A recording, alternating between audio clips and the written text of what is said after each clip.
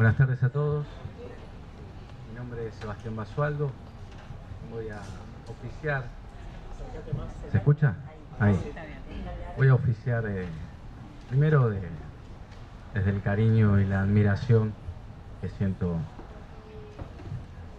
por María Rosa desde hace muchos años, que la conocí por intermedio de otra mujer que admiro muchísimo, que está acá presente, que es Elsa Drukarov. Desde hoy, la bienvenida, muchas gracias por venir a lo que es una presentación, estimo desde que se comenzó a organizar, como esas presentaciones que a uno le das ganas de ir, ¿no? Porque hay presentaciones en las cuales se cumple con el protocolo, pero lo que sucede después sucede en la intimidad de la lectura. Y en este caso me pareció muy interesante, en principio, tener la presencia de la autora, naturalmente, estar acompañado por el escritor Marcelo Figueras, gran novelista, por Elsa Drukarov, ensayista, escritora, periodista, abarcado prácticamente todos los géneros. Y bueno, María Rosa, gracias por la novela, en principio, por el sacrificio que todos sabemos que llevó a escribirla, que lleva a escribir un libro, y que lleva a escribir un libro con estas características que con el correr de la charla, debate, de la presentación, porque esa es un poco la idea, el espíritu de este encuentro, que podamos debatir, yo oficiar simplemente de buscapleitos, poder pensar desde distintos lugares aquello que nos permite la lectura, las múltiples lecturas que abarca Todos éramos hijos. El más joven de la mesa, Valentino Capelloni, también agradecemos que esté aquí con nosotros, y a Federico Lorenz, ensayista, escritor. Así que es una mesa que me intimida un poco. Yo voy a hablar de Sebastián Basualdo, que merece que hablen de él, que también es escritor muy bueno, autor de una hermosa novela, Cuando te vi caer, que aborda la historia reciente, Malvinas en particular, profesor, periodista y gran amigo. Hasta ahí no hay polémica. Tuve la suerte, la oportunidad, desde hace unos años trabajo en el suplemento Radar de Página 12, de entrevistar a María Rosa a propósito de Todos éramos hijos. Una entrevista que en lo personal disfruté muchísimo. Creo que los dos en ese caso nos pusimos de acuerdo en lo que queríamos transmitir del libro, cosa que no siempre se logra en una entrevista, sobre todo cuando hay espacios reducidos, cuando hay preguntas concretas y uno no tiene esta libertad. En su momento, cuando leí la novela por primera vez, no pensaba en entrevistarla porque no se me había dado la oportunidad del diario. Luego me llega la noticia de que sí, de que va a ser yo. Volví a leerla. Y una de las cosas que a mí me impactaron, y que lo digo no como introducción, sino más bien como para ya entrar en tema, fue la multiplicidad de relatos que conforman la trama de la novela. Yo diría de los discursos, ¿no? En su momento me sorprendió muchísimo el tratamiento de cómo hay un discurso político en el plano social, un discurso familiar y un discurso o relato, siempre todos de carácter ideológico íntimo, que se da a través de la lectura. La importancia de los libros.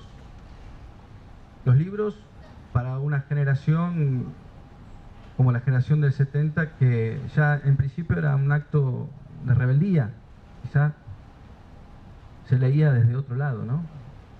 se leía desde un lugar donde daría para pensar desde un principio.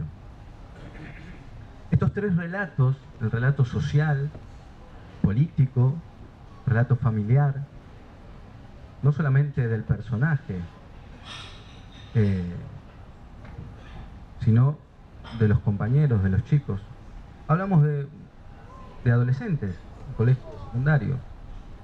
Y el relato íntimo es el relato de la lectura. Pero paradójicamente, o no, ese relato íntimo que se genera en la lectura iba hacia lo social, ¿no? Es decir, no era una lectura íntima y que quedaba en la mera lectura académica o en la mera lectura intelectual, sino un relato que iba hacia lo social, encontraba su asidero en lo social e impulsaba la acción. Yo creo que esto no se dio nunca más con esas características. Por eso me gustaría partir de esta concepción de las lecturas, de la importancia de las lecturas para una generación, porque no es un tema que se suele tratar mucho, de cómo influyen las lecturas de los libros en esa generación y cómo esas lecturas, esos discursos van hacia la realidad, ¿no? Con todo lo que eso significa. Voy a ir ordenando un poquito, darle las palabras a María Rosa, la vamos a dejar más o menos para en el medio, Cuando vemos que ya hay muchos problemas, voy a empezar por Elsa, Elsa, te paso ahí.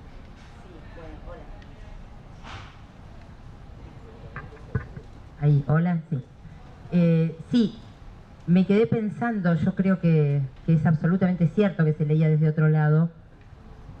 No sé si es mejor o peor, yo no creo que hoy se lea de una manera superficial, pero yo hace poco, voy a contar una anécdota, un amigo está leyendo Así hablaba Zaratustra, leemos en voz alta algunas cosas y en un momento yo me doy cuenta de que yo lo estoy leyendo, vos decís para la acción, yo estoy pensándolo todo el tiempo como un manual para la vida, como que Nietzsche está diciendo todo el tiempo cómo hay que actuar para tener una vida independiente, poderosa, rebelde.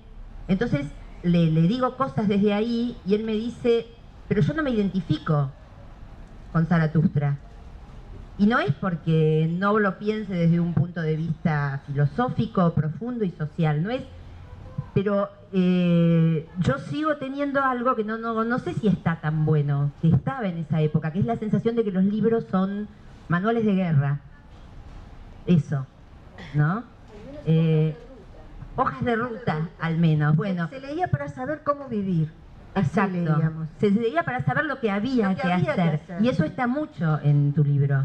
Ese es, no sé, el muchacho gay y la chica que se siente una freak y que entonces leyendo el juego de Avalorios de Gese sacan la conclusión de que a lo mejor el destino, lo que tienen que hacer es eso, y así todo el tiempo. Y yo no sé si eso no cerraba mucho las lecturas, no sé si es más interesante, bueno, no sé qué es más o menos interesante, pero alguien que lee y dice yo no me identifico con Zaratustra, también puede mirar y puede leer con una profundidad mirando cosas que yo no podía ver. Por ejemplo, no sé, la potencia poética. Marcelo. A ver, para empezar a marcar diferencias y divertirnos un rato. Bueno, por un lado, en algún sentido yo soy la generación, sí, bisagra o inmediatamente posterior, o si quieren, en 1976 yo tenía unos 14 años muy maduros. Entonces, obviamente yo no leía de esa manera ni necesariamente esos textos, ¿no? Por más que me reconocía en la lectura del juego de Avalorios, o Encontrar el tiempo y los Conway, mencionado en el libro de María Rosa.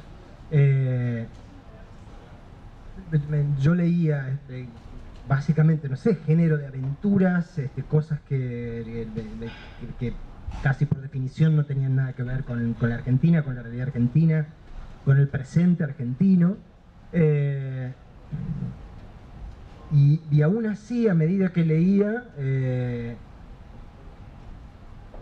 me encontraba inevitablemente en esto que podría ser tomado como el más pasatista de los géneros literarios en muchos sentidos. Siempre me conducían a determinadas encrucijadas, como por ejemplo el hecho de haber leído Robin Hood de pequeño y haberme topado con una versión, que era un libro de mi madre, que terminaba mal. Entonces una versión en la cual Robin Hood perdía a su mujer, Marian, y a su hijo, asesinados en el medio de una fiesta, y después terminaba muriendo prácticamente de tristeza. Y darme cuenta que la mayor parte de las versiones siempre cortaban en el momento feliz, ¿no? Siempre terminaban en el momento del triunfo. Miraba eso: el amor es todo aquello que dura el tiempo exacto para que sea inolvidable, dice en la librería, puesto ahí una cita que no acredita a nadie, pero obviamente es una cita. Claro, el tema que era lo que pasaba después. O leer Sandokan, por el mero placer de la aventura, ¿eh? Pero, y era esta cosa de... común para una niña, pero... Bueno, soy antiimperialista, mi primer héroe antiimperialista fue Sandokan. Pero claro, pero eso venía después, o sea, para el niño, o sea, era la segunda, tercera, la cuarta, la quinta lectura lo que te ponía en un lugar antiimperialista. Bueno, a lo que pretendo ir con esto es que aún no formando parte exactamente de la generación que leyó esos textos y de esa manera, mi experiencia de la lectura es... que cuando te lo tomas en serio y cuando amás verdaderamente los libros, todos los libros te llevan a confrontar tu circunstancia y tu mortalidad, aunque parezcan no estar pintados para eso, como Sandokan, o Robin Hood y ese tipo de cosas, ¿no? Entonces, en ese sentido, creo que a cualquiera de cualquier generación, incluso ahora que se vea atrapado por el tema de la lectura, va a encontrar que eso, que uno le está pidiendo a la literatura alguna clave, algún espejo deformante para poder pensarse mejor, ¿no?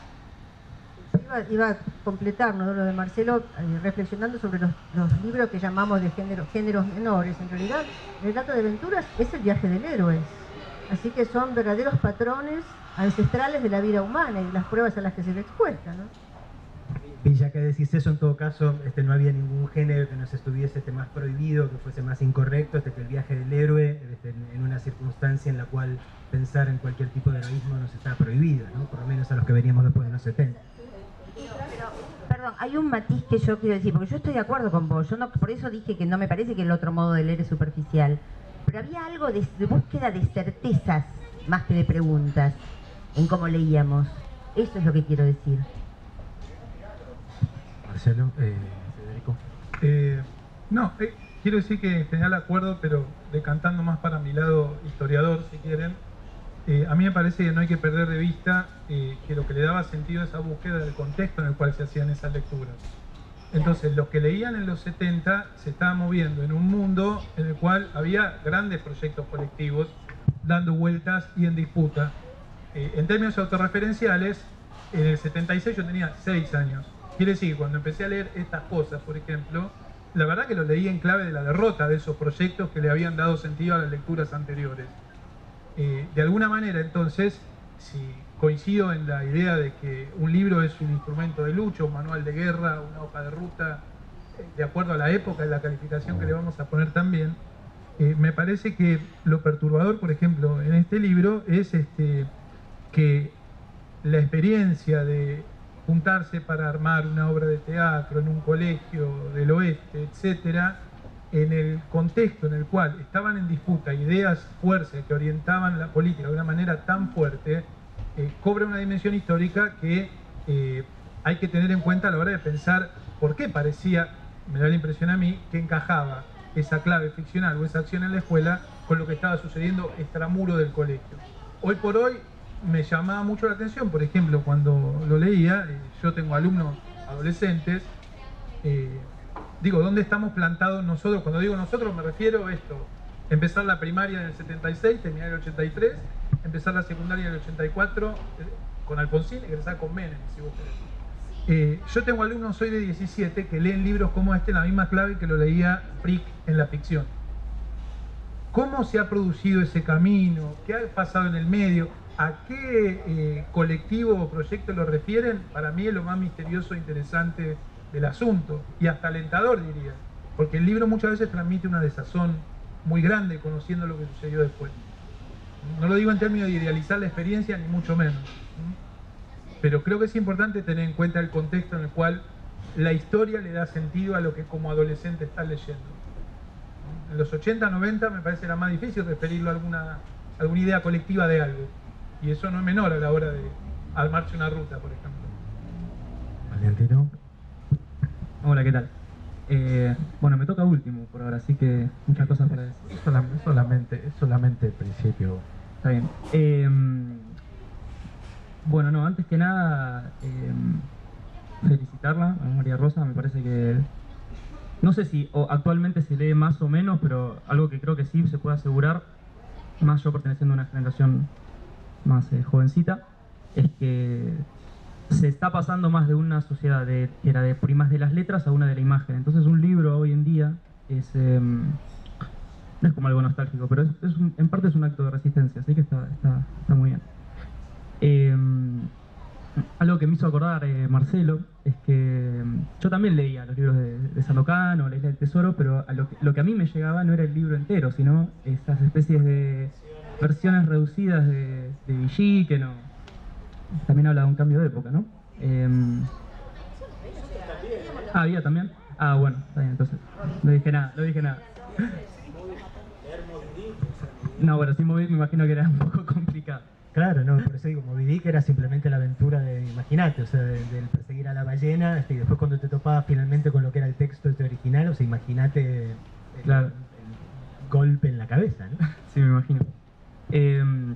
Bueno, y a mí, la verdad, como... Yo no viví los 70, en realidad. Yo nací en 1992, digamos, yo atravesé el menemismo en mi infancia, entonces no puedo tener una opinión sobre la experiencia propia. Para mí los 70 son, supongo que para mi generación los 70 son un lugar mítico, algo a lo que no se puede acceder con un sentido total, ¿no? Es un lugar construido. Pero recuperado, por suerte. Que me parece que cuando yo era más chico, que muchas cosas no se hablaba o no se abordaban con una dimensión que tenían que tener, que tal vez por eso ahora tus alumnos de hoy en día pueden tener ese tipo de lecturas.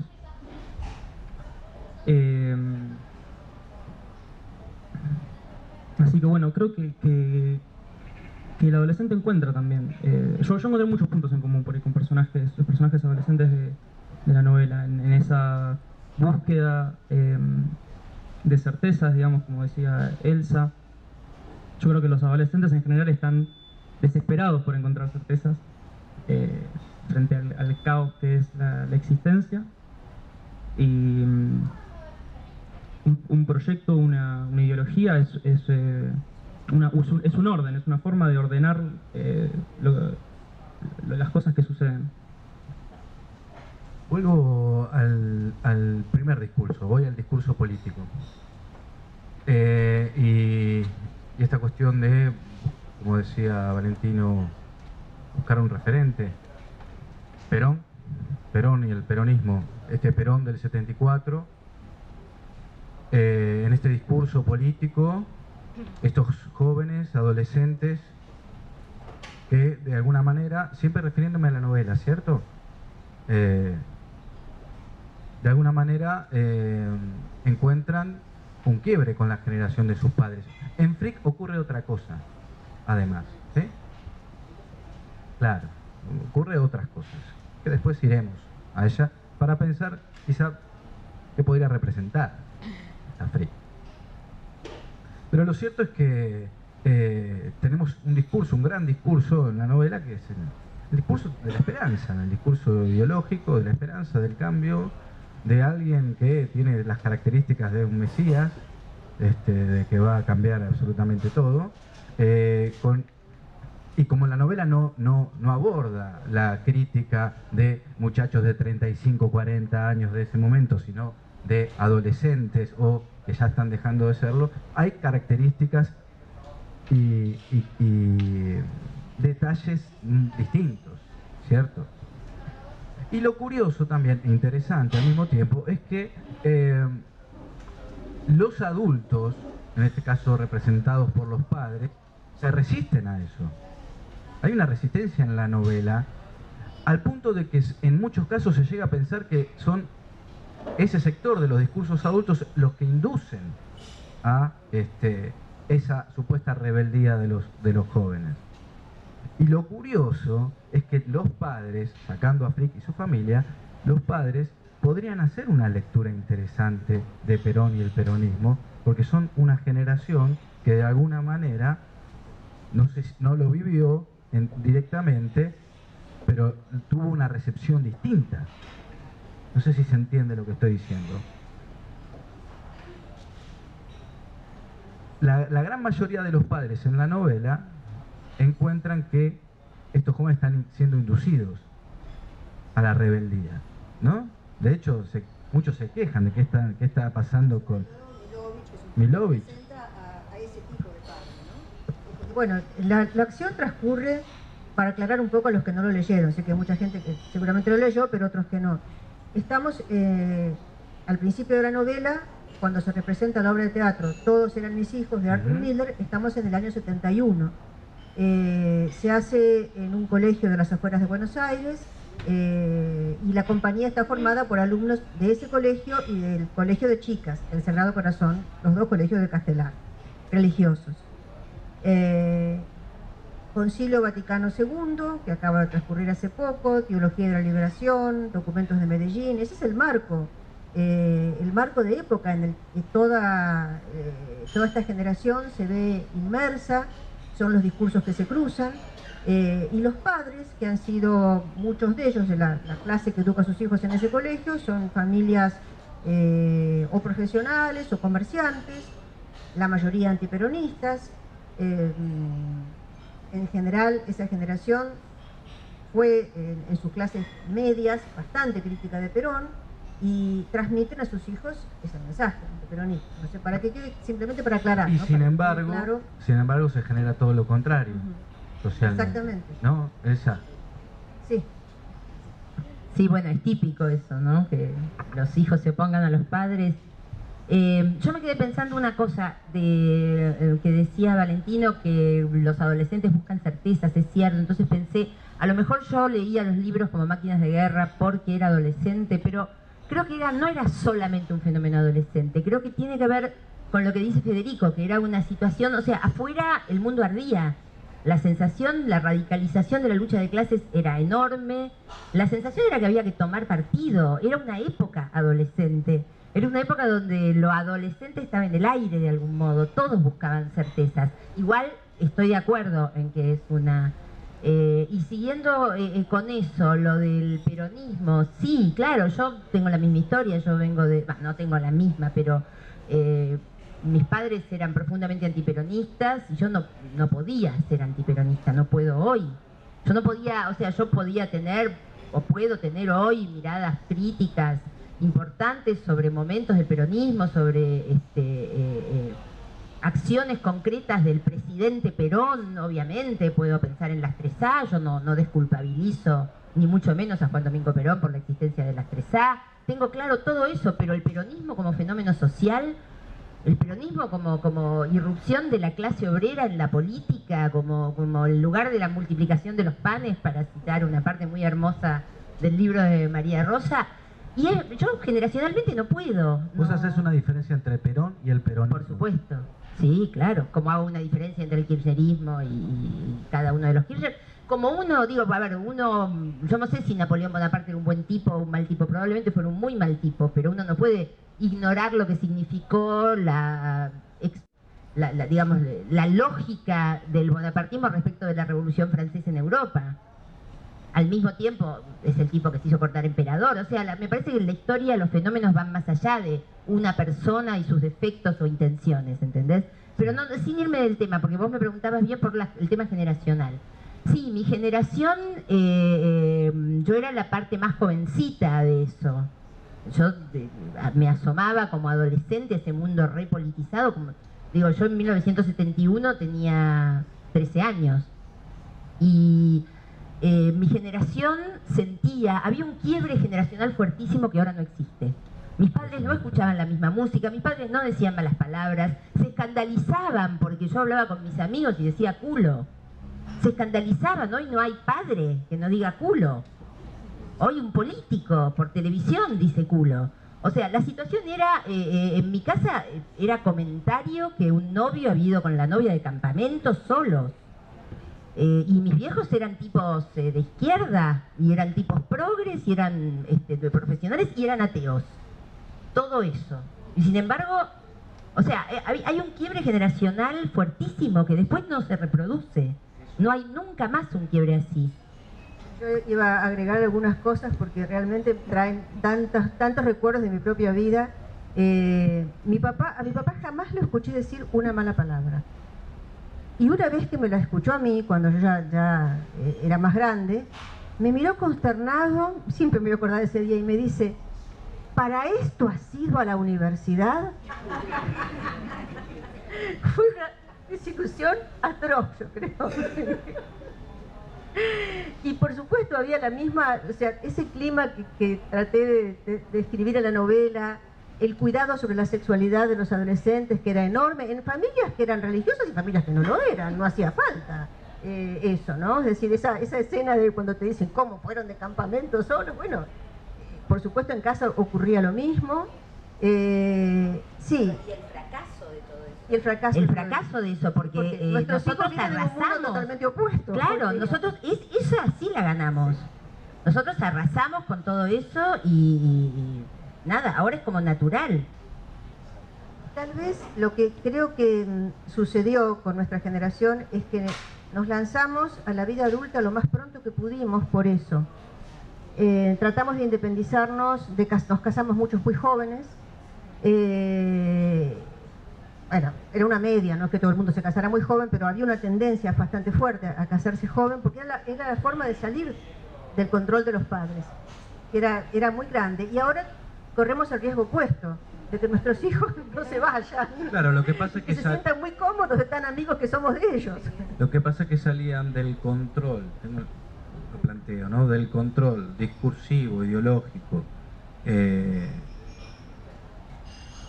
ámbito familiar, para ser volcados a otro que era del ámbito social, donde había otro tipo de reglas, donde había otro tipo de peligros, a los que tal vez el adolescente idealizaba de una manera que no era. No sé el vínculo que podía haber en los 70 entre los jóvenes de secundario y los jóvenes universitarios de manera sólida, como para que los jóvenes más chicos pudieran acceder sin que sucediera lo que le sucede a muchos de los personajes en la novela. Cuando estaban en la secundario eso todavía no se producía, pero una vez cruzada la barrera de la universidad, incluso los mismos padres se daban cuenta de que los hijos la habían cruzado y dejaba de haber ese seguimiento tan fuerte. Al menos es lo que me pasó a mí. Una vez que, bueno, cumplí los 18, si bien mi mamá se preocupaba muchísimo de lo que me podía llegar a pasar, de alguna forma asumían que, bueno, que estaba del otro lado. Pero, bueno, yo recuerdo el 73, el momento, digamos que se llegó a un pico revolucionario, si se quiere, en filosofía y letras, como una transición así fuerte desde el secundario y a la vez esperada, porque los acontecimientos empezaban a precipitar. Cuando antes de empezar el acto hablábamos con Federico Lorenz de que esos años entre el 69 y el 76 ocurrió de todo en la Argentina, absolutamente de todo, cambio de régimen político, violencia política creciente, cambio de la visión religiosa de buena parte de la sociedad después del Concilio Vaticano II. Nos pasaron muchísimas cosas en un tiempo muy breve, y nos pasaron a mi franja generacional a muchos que éramos tan jóvenes que no podíamos digerirlo, no podíamos asimilar esa velocidad de los cambios. En el caso de los muchachos y chicas de esta novela que se vuelven militantes revolucionarios, quizá, además de la decisión que toman inicial, se ven arrastrados en la violencia como por una especie de avalancha, de bola de nieve que cada vez es mayor, y que los termina llevando, bueno, a una situación trágica.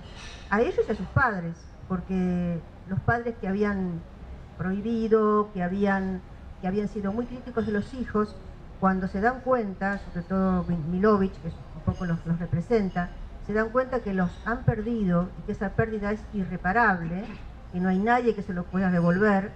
El cambio también es brutal. También en los padres hay una toma de conciencia. Sí, en la novela, bueno, hay un padre vencido, que, furioso como está con su hijo y con el mundo, está vencido, se asume como un derrotado, ¿no? Desde ya, esto es una novela, ¿no? No pretende representar a la sociedad argentina, yo hablo desde ella, ¿no? Simplemente para, como el tema de fondo en algún sentido es la memoria como construcción de la propia experiencia, y más desde lo literario, digo, contrastar experiencias, digo. Ustedes están hablando de un momento en el cual ser joven era o estaba claramente pintado como lo que los españoles dirían una pasada, ¿no? O sea, ser joven, o sea, ya fuese por el lado de la participación política, ya fuese por el lado de la cultura rock naciente y coincidente en distintos lados del mundo, ser joven era un momento maravilloso para ser joven. Digo, a mí me tocó el momento inmediatamente superior en el cual nunca pude ser joven. Con 14 años ya era una persona que tenía pánico de salir a la calle o de salir a hacer las tonterías típicas que nos correspondería o que deberíamos tener derecho a hacer para ser jóvenes, o sea, equivocarnos públicamente en la calle, etcétera, etcétera. Bueno, yo y mi gente vivíamos en el miedo o sea, vivíamos prematuramente envejecidos por el temor a salir a la calle, a ser vistos, a llamar la atención de un modo u otro, y esto inevitablemente llevó a que nuestro derrotero fuese otro y que fuésemos jóvenes tardíos y cometiéramos otro tipo de errores.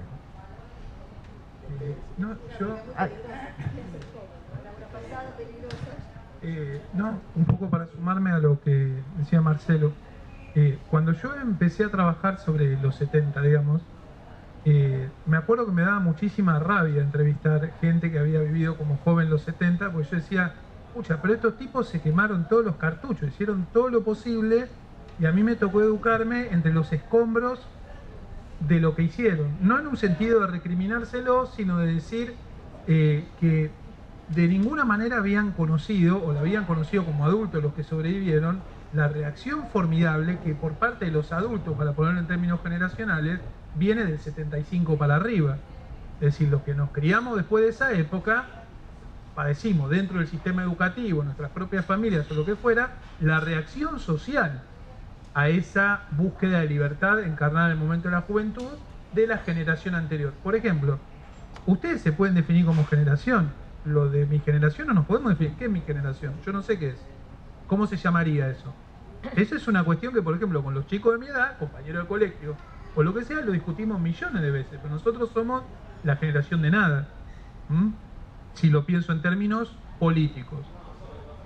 Pienso también que hay algo muy impactante, porque sí atraviesa todas las épocas, aunque con distinto sentido, y eso es algo que la novela estimula, lleva, por supuesto, es un ejercicio literario, pero produce reflexiones que no necesariamente son literarias, son también políticas, aunque no sean buscadas.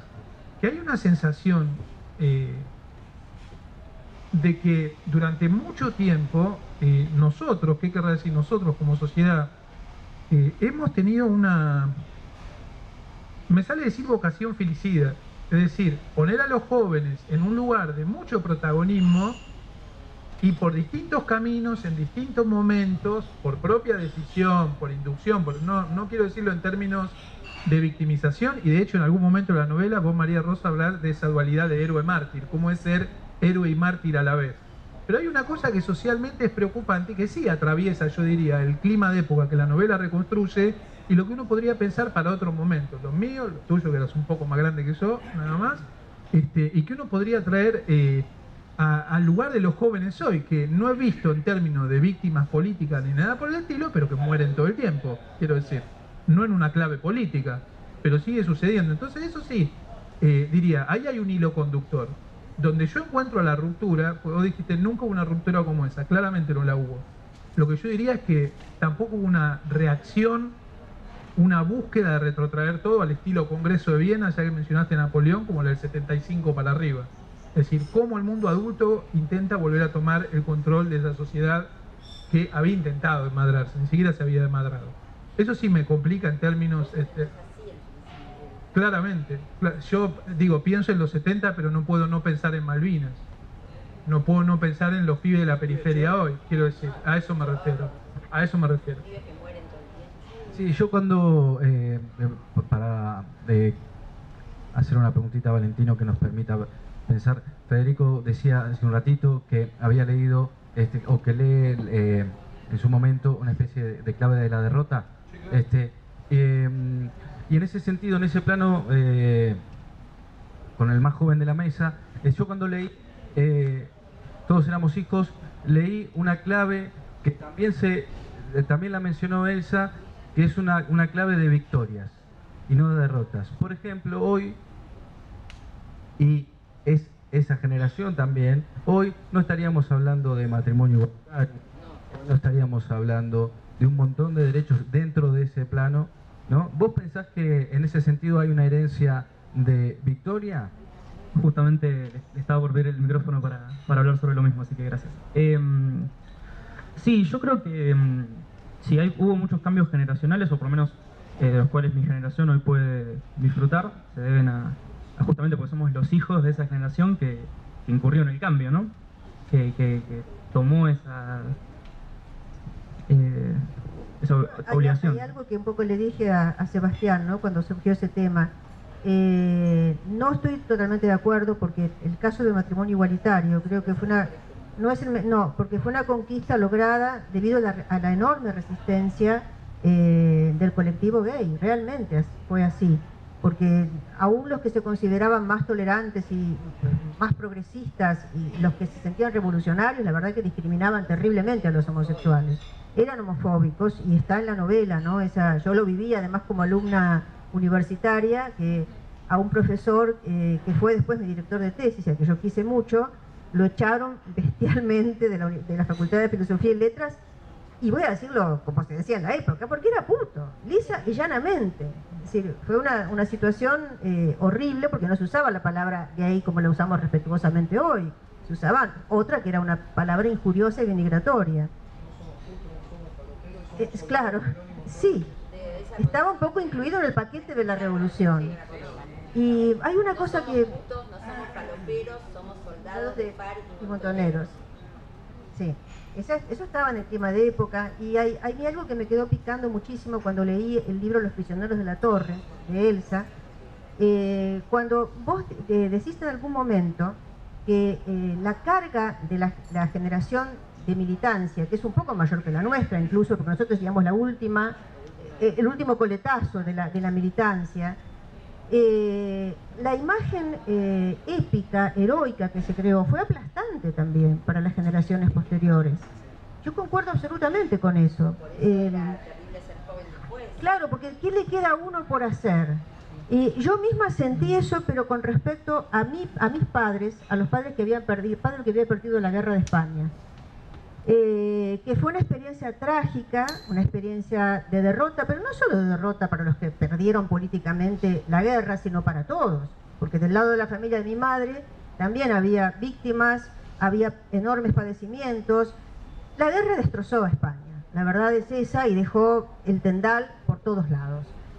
Y en algún momento el personaje de Frick, eso lo quiero citar acá porque es algo que yo me di cuenta al escribir la novela que me había pasado durante toda mi vida, era la sensación de que mis padres se habían hecho todo, habían corrido todos los riesgos y a mí no me quedaba qué hacer. Que creo que es en parte lo que les ocurrió a los otros jóvenes, los que vinieron después de nosotros, ¿no? Y lo voy a leer porque es un parrafito. Sentía como si para eso hubiera cuotas o dosis por cada familia, que la generación de sus padres ya había probado y consumido hasta el fondo, sin dejarle a ella nada, la violencia y el riesgo de la historia, que arrasó las vidas y sobre todo las esperanzas, para que no volviera a crecer la hierba bajo los pies de los derrotados. ¿Acaso por eso Frick sería siempre para ellos la nena desmañada y miope, a la que no le habían querido comprar una bicicleta por miedo a que se lastimase? Su lugar era la caja que protegía su cuerpo de porcelana, indestructible mientras estuviese detrás de la vitrina, pero quizá también, por eso mismo, inepta para vivir. Y hay una constante, ¿no?, en el libro, bueno, yo no lo pensé deliberadamente así, fue surgiendo, entre la historia que arde en la calle y el miedo que el personaje de Frick tiene. Y bueno, que se va dando cuenta finalmente de que por tremenda que sea la historia, por más que sea un monstruo destructivo, un monstruo grande y pisa fuerte, como dice León Gieco, no queda otro remedio para vivir, porque vivir mata, no hay otra manera. Si vivimos, nos tenemos que morir y nos tenemos que jugar en la vida de la manera en que sepamos hacerlo mejor. La manera de Frick no es la revolución, pero es otra manera, es la de los libros, la revolución de los libros o la resistencia a través de los libros, y es la que ella puede ofrecer. Pero esa situación de enfrentamiento generacional, en el sentido de que la anterior ya agotó nuestra dosis, la cuota que nos correspondía a nosotros, creo que se traspasó, lo vive el personaje de Frick y lo vive la generación posterior a la última generación de militancia, la de Marcelo, la de Federico, seguramente. Y quizá la de Valentino está renaciendo hacia otro lado. Sí, en Los prisioneros de la torre yo diría, digo, porque de Marcelo hablo mucho, que vos estarías, pese a la poca diferencia de edad que vos y yo tenemos, estamos en generaciones diferentes porque vos estás en la primera de posdictadura, porque estás marcado mucho más por el 76 que por el 25 de mayo del 73, para usar efemérides. Y vos, Federico, sos la segunda, claramente, de posdictadura. Pero dos o tres cosas rápidas. Una, que yo estoy totalmente de acuerdo con lo que dice María Rosa respecto de la de esa transmisión de que la generación del 70 fue filicida, lo digo así, en el sentido de que de alguna manera no dio ningún espacio para crecer y para ser a sus hijos. Los derrotó, los hizo nacer como derrotados, como apolíticos, y de hecho esas eran las frases. Yo no sé si se acuerdan de las contratapas que se hacían en Página 12 en 1990, 90 y pico, de David Viñas explicando que todos, y hablaba de escritores de la generación de Marcelo, y por ahí hablaba del propio Marcelo, no sé si de Marcelo en especial, pero era los escritores que publicaban en Planeta, que todos eran apolíticos, pobrecitos, no les importa nada, ¿no? Y no era cierto, ni siquiera los leían. Un tipo de 20 y pico de años o de 30 y pico de años que tenía el coraje de querer escribir en 1990, si no hablaba con el lenguaje de los 70, era un tarado que no tenía nada para decir. Eso le hicieron a esta muchacha hija de desaparecidos que hace Los Rubios, ¿cómo se llama? A Albertina Carri.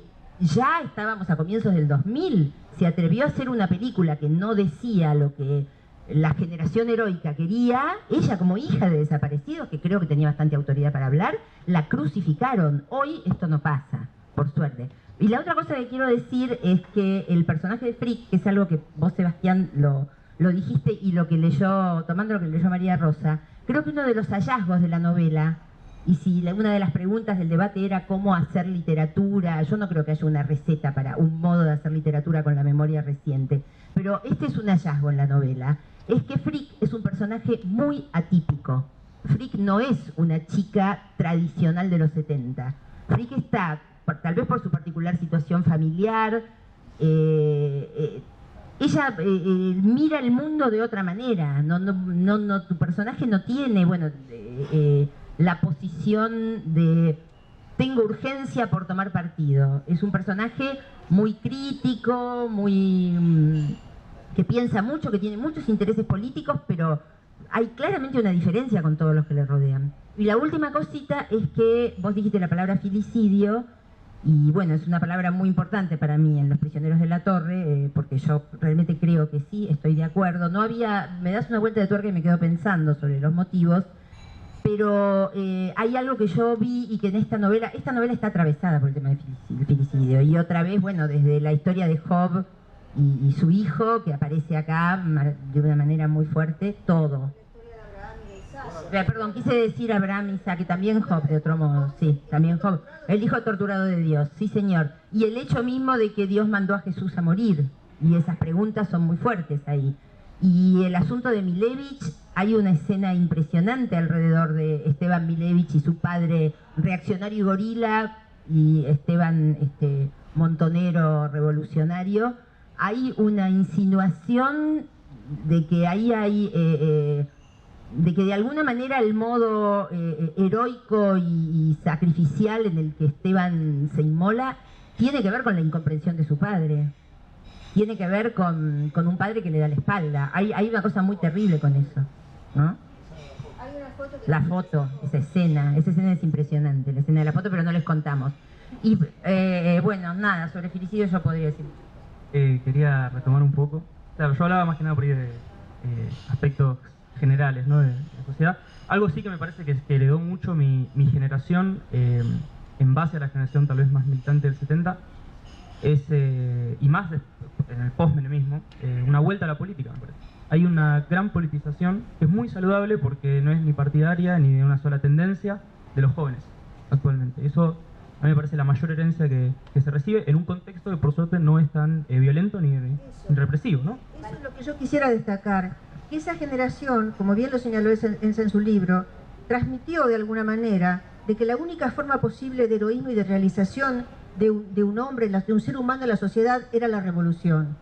Pero hay muchas formas de revolución, de cambio. Está el cambio de las conciencias y está el heroísmo civil, el heroísmo de la vida cotidiana, de decidir optar por hacer el bien a los otros, el bien socialmente, el bien que es la colaboración, la solidaridad, el trabajo, la integridad.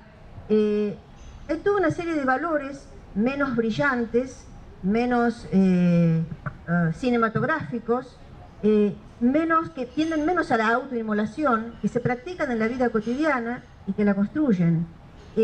Eso sí Frick lo puede aprender de su padre, eso todavía le queda. O sea, el padre derrotado después de una guerra sanguinaria, le puede llegar a decir a ella, y le dice sobre todo a Esteban, que está metido de pies a cabeza en la militancia, que si está defraudado por Perón y se quiere meter en una guerra que no van a poder ganar, que lo piense y que se prepare para una etapa de vida civil plena, que sí se puede llegar a construir, con paciencia, con tiempos de espera, se puede llegar a construir a lo largo de...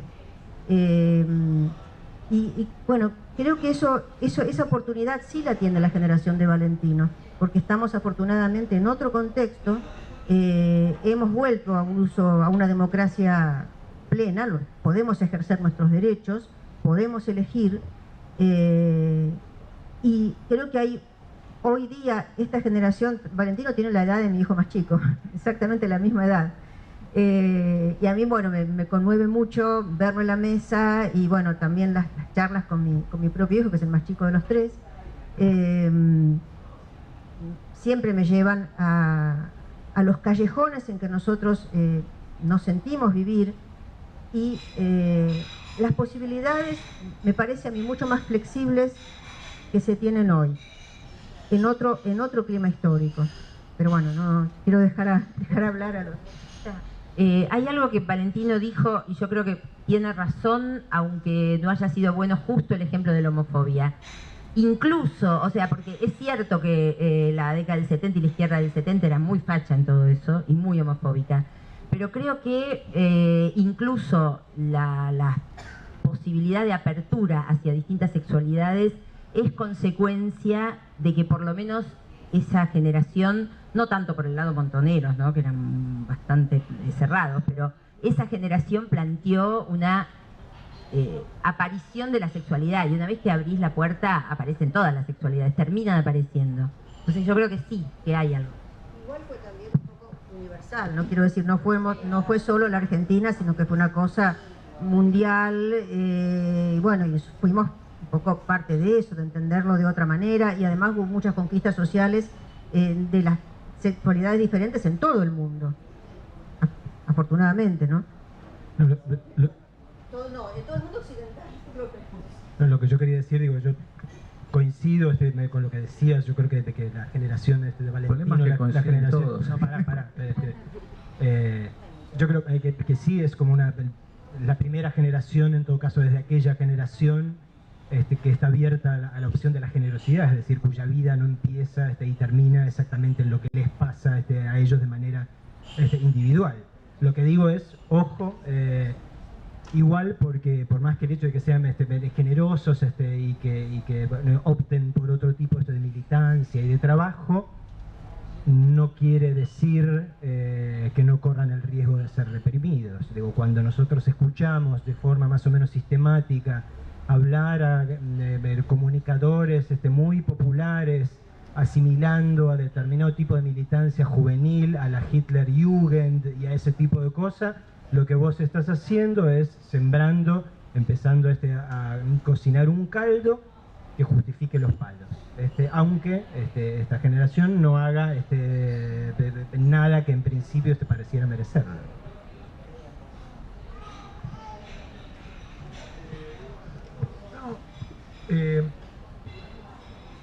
Aprovecho lo último que dijiste. Casi hacia el final del libro, el coro le dice a Cassandra: siempre hablaste con los muertos, es hora que lo aceptes. Yo vuelvo a lo que traía en mi intervención anterior. A mí me parece que hay un coqueteo con la cuestión sacrificial, con la cuestión de la muerte, vuelvo a decir, que obviamente no es excluyente de la generación del 70, estoy hablando en un sentido social más amplio, y creo que hay que estar atento, como bien decía Marcelo, a esas pequeñas señales, porque algo que la novela tiene una densidad tremenda en términos de que, y es una estrategia también, digo, estas idas y venidas entre distintos momentos de la vida de Frick, pero también entre el presente y el pasado, si vos querés, por lo menos a mí lo que me generó es, insisto, tal vez también por deformación de historiador, es pensarlo en una clave de procesos más largos. Entonces, de procesos más largos, procesos sociales más largos que pensarlo en términos de corte. ¿Qué quiero decir con esto? Que, por ejemplo, cuando vino el 83, hablamos de recuperación de la democracia, ¿no?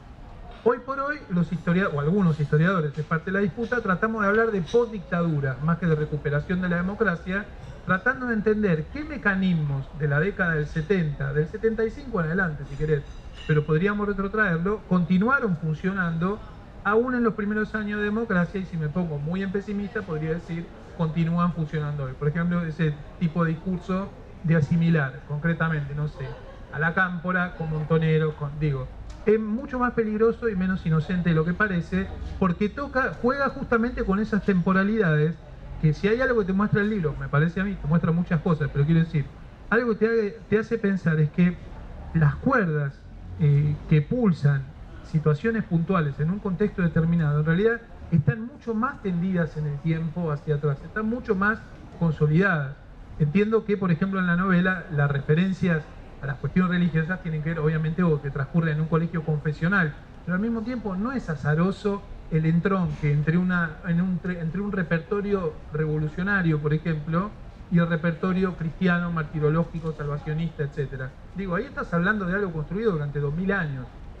Entonces, cada vez que tocamos una cosa de esa, estamos tocando algo bastante más profundo que la experiencia de una generación. Y por eso es que hay que estar atento, diría yo, porque puede volver con esa fuerza. Sí, a mí me surge una pregunta, a ver si logramos pelearnos un poquito. Cuando se habla de dictadura, hace unos años se habla de dictadura cívico-militar. Entonces me parece que en ese contexto de hablar de dictadura cívico-militar, ¿a quiénes metemos y a quiénes dejamos afuera en ese concepto de dictadura cívico-militar? ¿Quiénes están dentro, en Todos éramos hijos, dentro de la dictadura cívico-militar, y quiénes están afuera?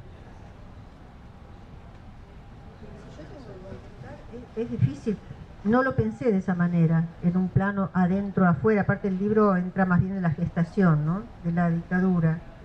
Pero a mí lo que me dejó pensando mucho el planteo de Federico en cuanto a la profundidad del conflicto hijos-padres y la idea del filicidio. Son 2000 años, es verdad que son 2000 años. Hay una respuesta, si se quiere, metafísica o teológica, que se termina dando Frick y Daniel en la novela, que es que el padre también es el hijo y que Dios también está, o sobre todo está en las víctimas. Que es una manera bueno, es la manera que es una de las respuestas, o la única respuesta que quizá encuentran. Sarasa. Sí, puede ser Sarasa. Hay muchas formas de pensar la cosa, pero que lo tenemos incorporado en la cultura, sí, está en nuestra cultura. Y periódicamente son los más jóvenes los que van a la guerra.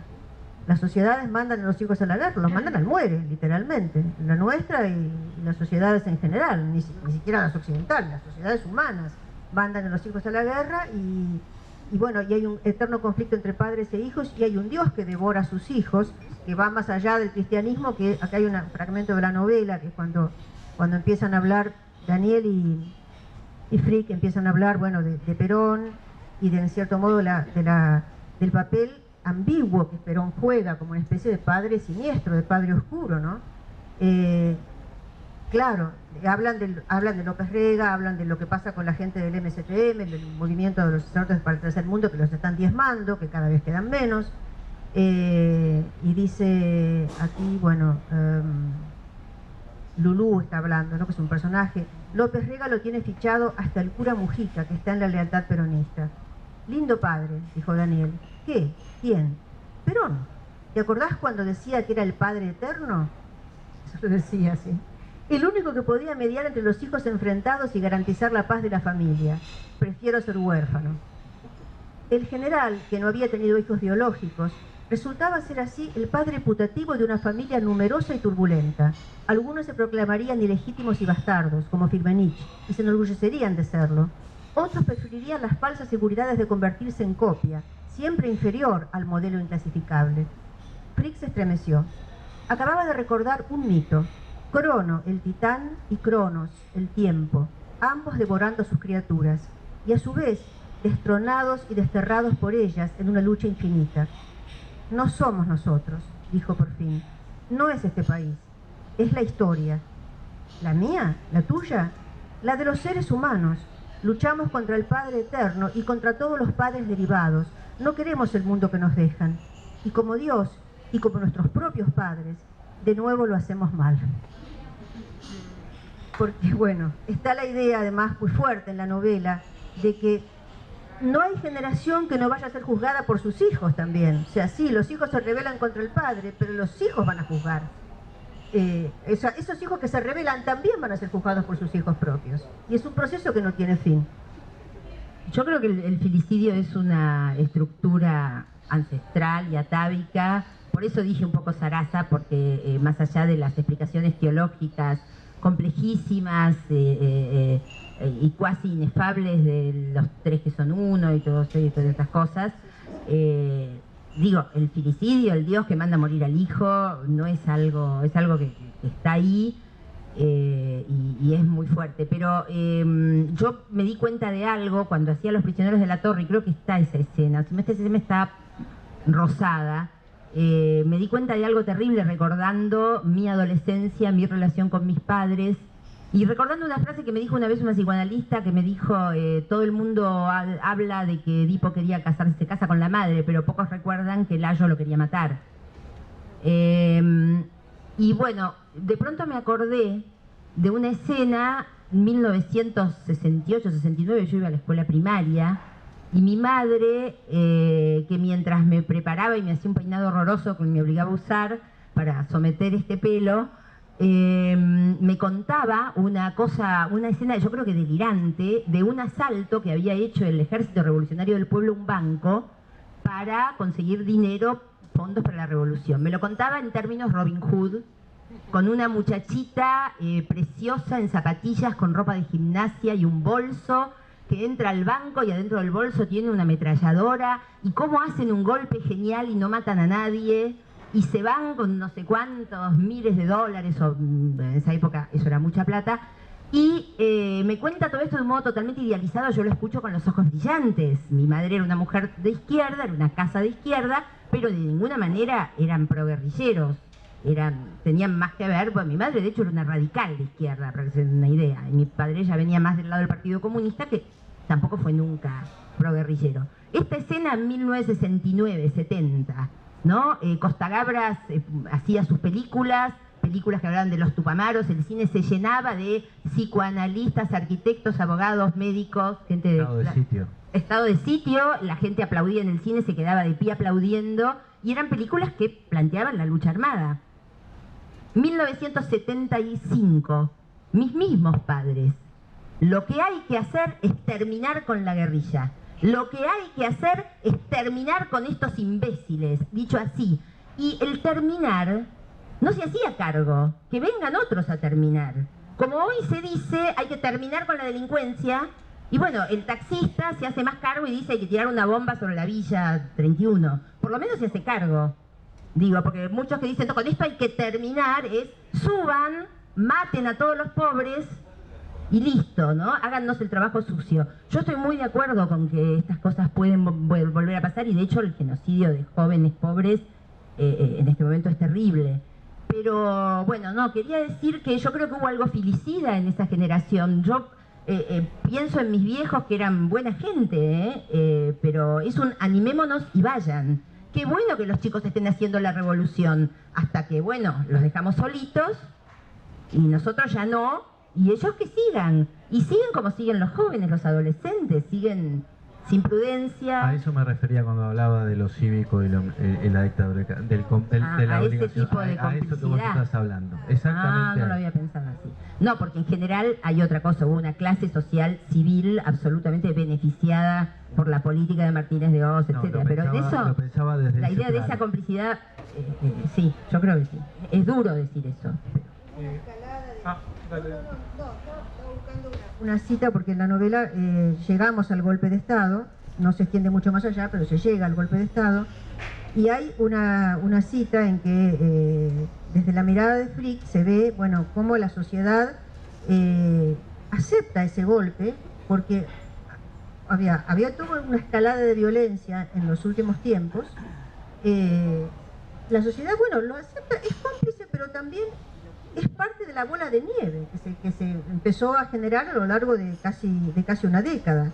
Y la misma gente, vos hablaste de tus padres, bueno, mi papá, que tampoco era proguerrillero, él nunca lo había alentado la guerrilla, ¿no? Pero no era para nada peronista, y menos aún de López Rega.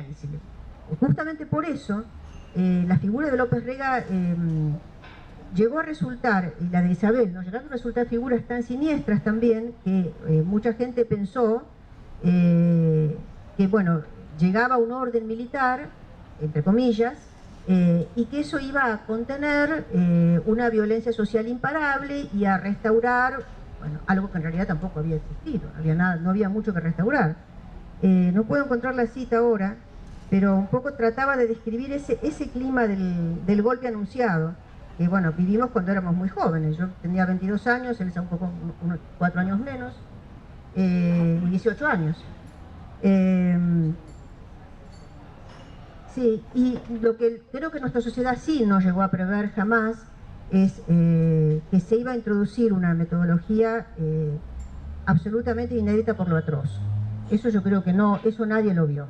Nadie lo vio, nadie se imaginó que iba a haber desaparecidos, gente que... Antes había presos políticos, había ejecuciones, pero de gente con nombre y apellido.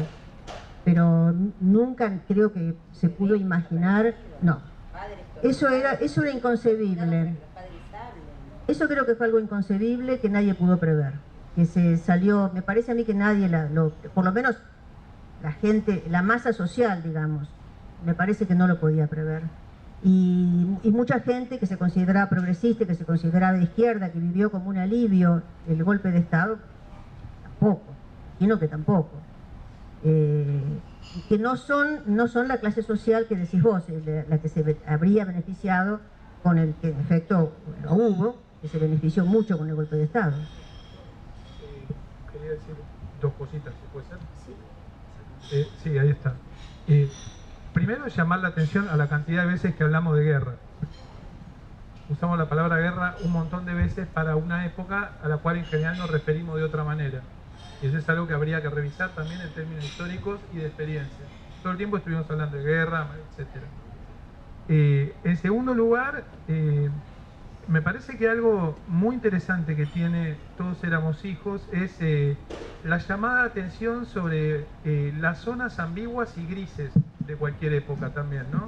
Este militar que, como cuando era peronista nadie le daba bolilla en el barrio, tenía un mal recuerdo de eso y averiguaba sobre las personas que eran perseguidas cuando nadie prestaba atención. Esa grisura que permite explicar lo cívico-militar también, porque te empezás a mover en tanto y en cuanto lo que está sucediendo te afecta.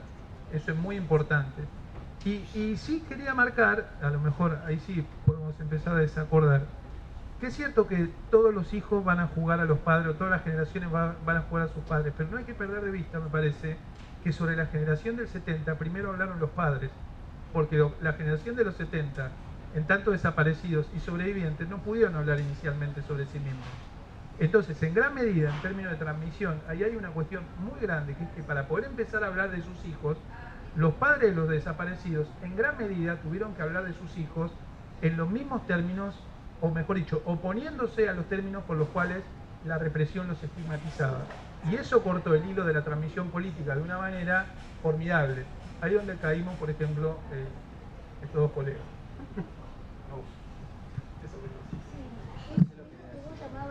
La angelización y el quiebre de la transmisión, sí, porque claro, para poder defender a esas víctimas que no tuvieron defensa, porque no tuvieron juicio, no tuvieron posibilidad de expresión alguna, había que decir son todos inocentes, son todos casi ángeles, o ocultar incluso, o no ocultar. Y Graciela Fernández Mejide ha escrito mucho sobre eso, tiene un libro muy interesante que, por ejemplo, en la CONADEP no se preguntaba por la pertenencia política, no era, es algo que no se tocaba, y lo que se trataba ante todo era, bueno, de averiguar qué había ocurrido con la víctima, y no de que la víctima corría el riesgo de ser castigada de nuevo, porque eso era lo que se corría en aquellos tiempos, ¿no? Hoy creo que todos estamos revisando desde diversos lados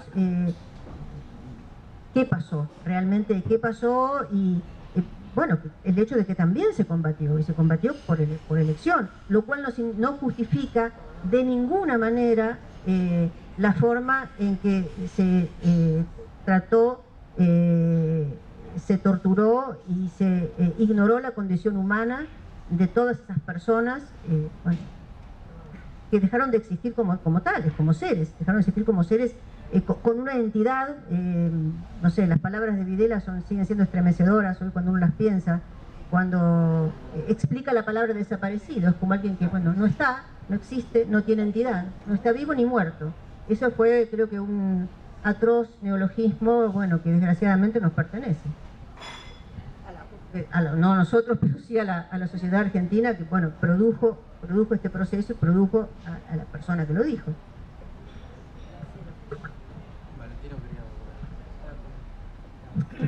Pensaba en lo que va de Kamchatka a infancia clandestina, ¿no? Cuando yo escribo Kamchatka, escribo tratando de buscar de qué forma puedo hablar de esto, que no espante a los lectores, que no espante al público de cine y todo, y en infancia clandestina que ya pueden asumir, o sea, que los padres están militando, que tienen armas, es decir... que son crueles. Sí, que son crueles, que pueden ser crueles, que no son ángeles, ¿no? Me había quedado cuando vos decías de que es cierto que nadie... por la sucesión de décadas de golpes militares, nadie podía prever exactamente el salvajismo desaforado de esta en particular. Ahora, una vez desatado, no querer saber es otro tema, ¿no? Es otra cuestión. Y en todo caso, para mí, digamos, el cisma o el quiebre con la generación de mis viejos, no tenía que ver tanto quizás o no por la música o por pensar de manera absolutamente opuesta en lo político, pero sí por el hecho de decir, si yo a los 14 años con cero formación política podía percibir lo siniestro en el aire, ¿cómo vos no? Perdón, porque había espacio político para hacer lo que hicieron los militares, como hoy habría espacio político para un genocidio de pobres. Yo insisto, es lo que ustedes decían, o sea, hay que estar alerta a estos signos. Sí, por supuesto.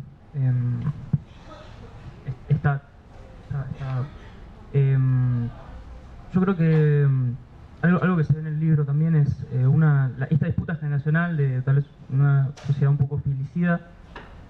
También era una disputa por un tipo de hacer política, me parece, entre una generación nueva y una generación vieja, y una forma nueva de abordar lo que iba a ser el hacer político, y una forma vieja que era relativamente conservadora. Me parece que se ve muy claro, como si un solo momento histórico por ahí lo pudiera pintar entero, en la llegada de Perón a Ezeiza, que es, digamos, una disputa, parece básicamente, ¿no? Como si fuera una disputa por una interpretación de qué iba a ser Perón. Para unos iba a ser una cosa, o esperaban que fuera una cosa, y para otros otra. Creo que hay una clave ahí, ¿no?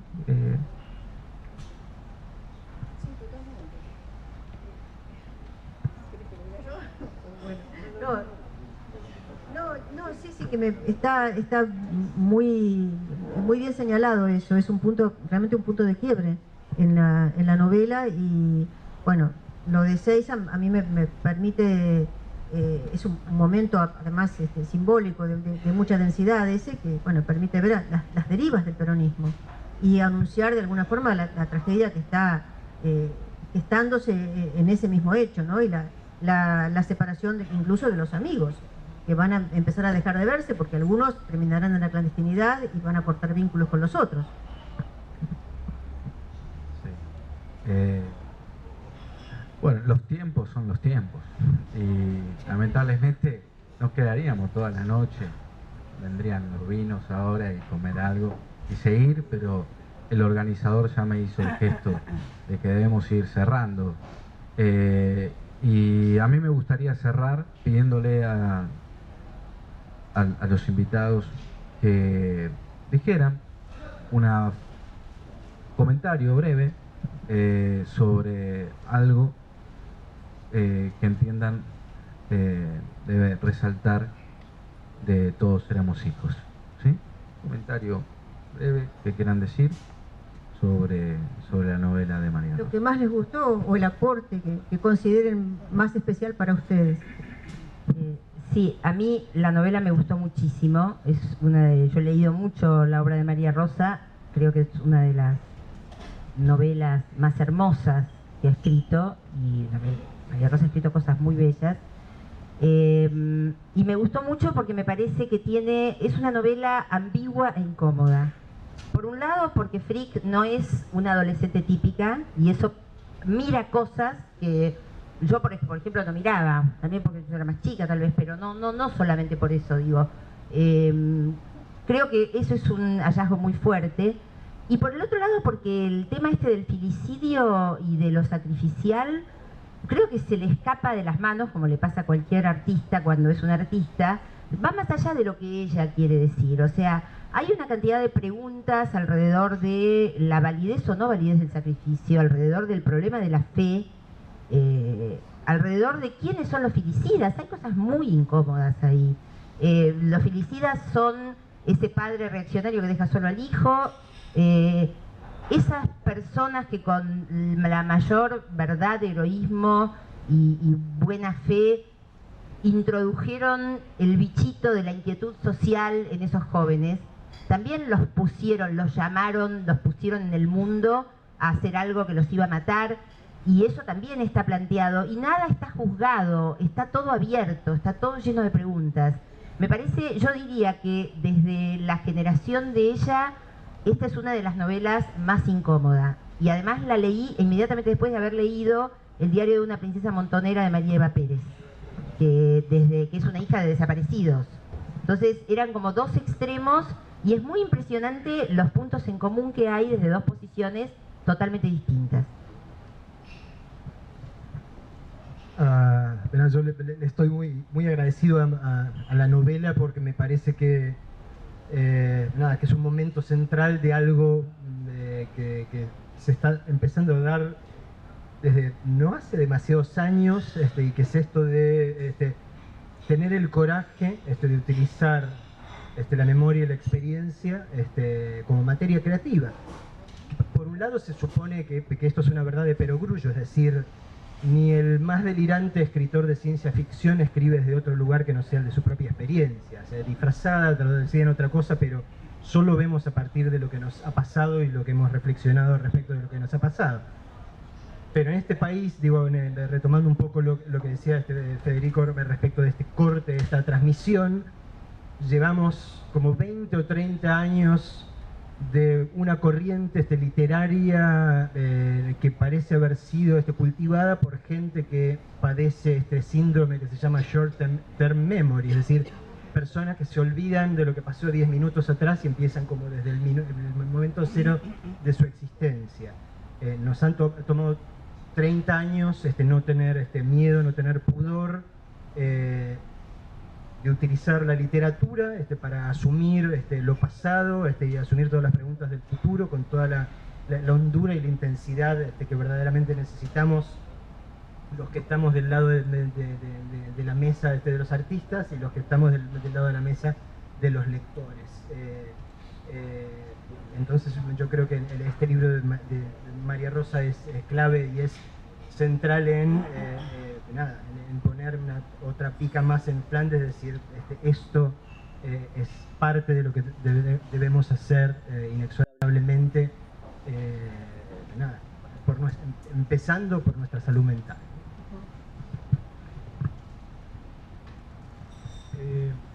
A mí la novela también me gustó mucho, eso es importante decirlo, porque leemos por placer, entre otras cosas.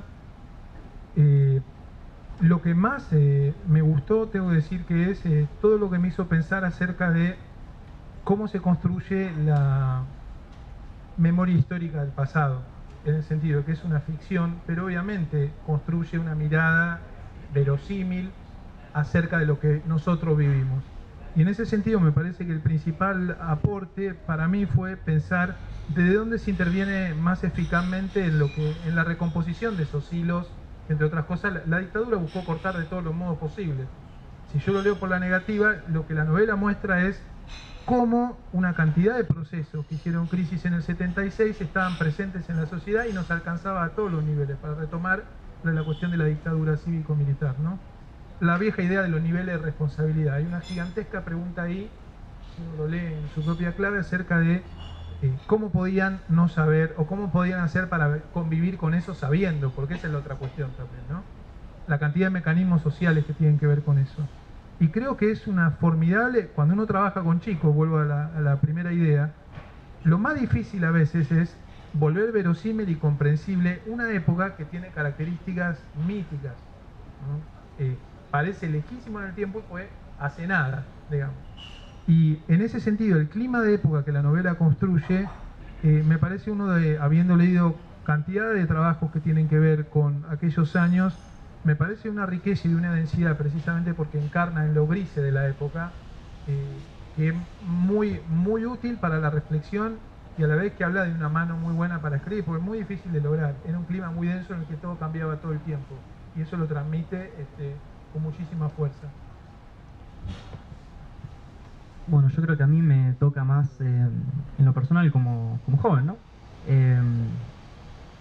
Volviendo a lo que decía Federico, me parece que acerca un tiempo que, bueno, yo mismo lo percibo como algo que está a un abismo de distancia, que es para mí inimaginable. Yo no sé lo que es salir a la calle con miedo o creyendo que tal vez no voy a volver o con... No lo puedo dimensionar. Pero me parece que acerca esto, una especie de hacer política de los jóvenes, de tomar la política como algo propio y como hasta casi una responsabilidad. Y hay muchos puntos en contacto que yo encuentro entre lo que puede ser para un joven hoy abordar la política y lo que era para estos, salvando las distancias por supuesto, para estos jóvenes. Y también algo muy preciso, que es esto que también decía antes, el choque con una generación anterior, con los padres, por ejemplo. Yo, discusiones que hay en el libro las tengo hoy en día, por supuesto. Pero bueno, me parece que es muy interesante, está muy bien plasmado, y yo me identifico mucho con cómo un joven se puede sentir parte de un cambio, digamos, de una acción, de algo que tiene que llevar adelante. Así que eso la verdad me gustó muchísimo. Bueno, en lo personal, lo que yo pienso sobre la novela, lo dije desde mi lugar de lector privilegiado, porque no puedo arrogarme el título de crítico, no lo soy, pero en página 12 di mi parecer sobre la novela. Creo que es una novela necesaria. Es un tema recurrente, pero tiene un tratamiento único, y me parece una gran novela, y lo digo y lo sabe María Rosa, es una gran novela para los jóvenes, una novela para regalar a los jóvenes. Novela que yo pienso trabajar este año, por otra parte con mis cursos también con adolescentes. Sí. Ya la metí en el programa, junto con otra novela, una novela de DAF de Beatriz Viñoli, los 70 y los 80. María Rosa va a firmar dedicatorias de Todos Seremos Hijos, los que quieran, se vende aquí abajo. Agradecemos a todos. Yo les quiero agradecer Vale. muy especialmente, si se oye, ¿no? Hola, ahora sí.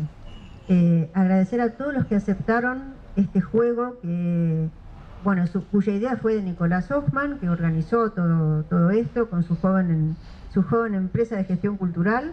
Nicolás también es escritor y está en la vida académica, como algunos de los que estamos acá.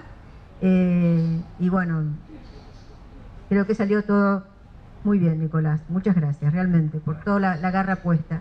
Y agradezco a cada uno de los que están en esta mesa, porque realmente fue una mesa concertada de común acuerdo entre gente que, además de ser amigos, de ser escritores que yo leía y que conocía, y en el caso de Valentino, que yo, el único que no conocía en absoluto, que fue una gran sorpresa, la condición era que realmente tuvieran ganas de venir, que no fuera nada convencional, nada, porque gente que me quiere y quiere cumplir conmigo, y no, que realmente les calentara, en una palabra, y quisieran venir por eso. Y para que pensáramos en conjunto en nuestro país, porque ese es uno de los motivos por los que escribí la novela, pensar en la historia común, la historia que compartimos. También este es un libro que pensé muchísimo a los jóvenes de hoy cuando lo escribía, y me alegra enormemente que lo pienses dar en la escuela. Y ahora sos madre. Claro, ahora soy madre y me juzgan mis hijos, ¿y cómo me la dan? Pero bueno, paciencia, es una de las condiciones de ser madre y de padre o padre y de madurar. Sí, y me encantó lo que dijiste, me encantó lo que dijeron todos, y lo que apuntaste, especialmente Federico, de los grises, me parece muy interesante, porque realmente es un libro incómodo, como dijo Elsa, y que se mueve permanentemente entre los grises. A mí una de las cosas que me molesta a veces el ensayo y la ficción políticas es que no toman en cuenta esas zonas de la ambigüedad, de la incomodidad, lo antidogmático. Y Nicolás, antes de que llegáramos a este acto, nos propuso algunas preguntas para todos, y bueno, Federico y yo las contestamos, y Valentino también las contestó. Y hay una frasecita que voy a leer, que responde a la pregunta de, ¿cómo se trabaja con estos libros y por qué? Con libros que trabajan con la inmediatez relativa, porque no es fácil hacer un libro de estos cuando hay tanta gente viva como yo, que son testigos de la época y son sujetos de esa época. Entonces puse lo siguiente: la inmediatez relativa sin duda aumenta el horizonte de conflictividad posible en las lecturas, pero también hace más fascinante el desafío de escribir. Creo que si el relato es ante todo literario en el sentido de que responde a su propia lógica, que se coloca en estado de libre insubordinación ante presiones exteriores, puede llegar a ser profundamente revelador, inquietante, provocativo, sin miedo a mostrar los cabos sueltos de todas las filosofías protectoras, de todas las ideologías, de la religión y de la política. Solo así puede colocarnos desnudos ante el temor y el temblor, que es una frase de un libro de Kierkegaard, fuertísimo, ¿no? Que habla del filicidio, del sacrificio, sí. Sí, ante ese horror del filicidio, ¿no? Es filósofo que me gusta mucho, Soren Kierkegaard. Solo así puede colocarnos desnudos ante el temor y el temblor, ante todas las insuficiencias y la complejidad de la vida. Bueno, y vuelvo a agradecerles a todos y a todos los amigos, muy viejos algunos, muy entrañables, de aquella época que están acá, y a los nuevos y a los que espero que empiecen a ser mis amigos a partir de ahora. Muchas gracias a todos.